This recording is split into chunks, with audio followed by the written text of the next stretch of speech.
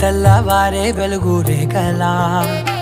పచ్చ పచ్చ పచ్చి మట్టి బొమ్మలా అల్లి బిల్లి వెన్న పాల నురగలా అచ్చ తెలుగు ఇంటి పూల కొమ్మలా దేవదేవుడే పంపగా ఇలా దేవతే మా ఇంట అడుగే పెట్టెనంట బ్రహ్మ కళ్ళలో కాంతులే మా అమ్మలా మా కోసం మళ్ళీ లాలి పాడేనంట.